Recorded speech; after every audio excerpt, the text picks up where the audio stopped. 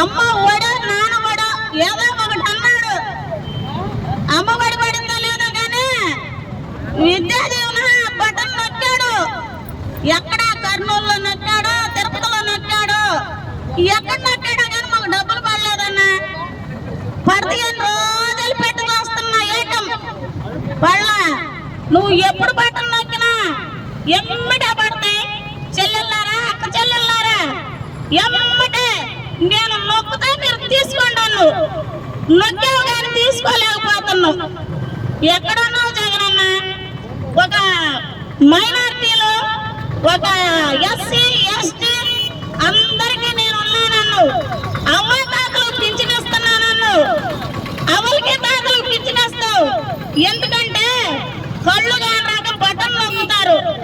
ఇటు బావాల్సిన ఓటు కూడా నీకు వచ్చింది కాబట్టి అవ్వ తాతలు పింఛనిస్తావు. 45 ఏళ్ళ వాళ్ళకి 18 ఏళ్ళు 17 ఏళ్ళు ఇస్తావు.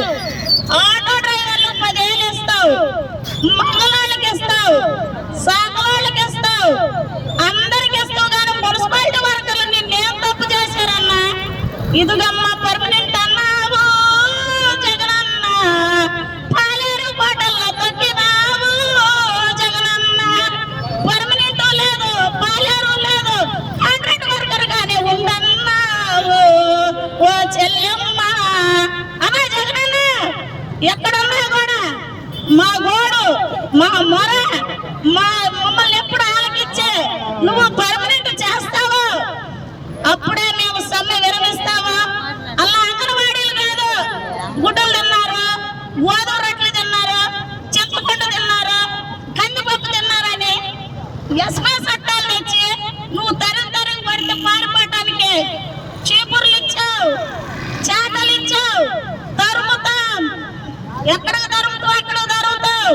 వచ్చిన దాన్నే పంపిస్తాం మేము. ఏ సీఎం అయినా పర్మనెంట్ అన్న మాట అనుకుంటుంటే మాకు ఆశ ఉండదేమో గానీ అమ్మా పర్మనెంట్ చేస్తారమ్మను. ఏది నీ పర్మనెంట్, ఏది నీ జీతము? అలివన్స్ తీసుకెళ్లి జీతంలో కలిపావు. 21 సరిపోయినాయి అన్ను. చర్చలకు పిలిచావు, చెప్పుతో కొడతా మున్సిపాలిటీ అంటున్నావు. కానీ నేనేమో నీ చెప్పు దెబ్బలకి, నీ లాఠీ దెబ్బలకి, నీ పోలీసు వాళ్ళు నీ చుట్టాలు ఉన్నారు కదా వాళ్ళకి భయపడము. మున్సిపల్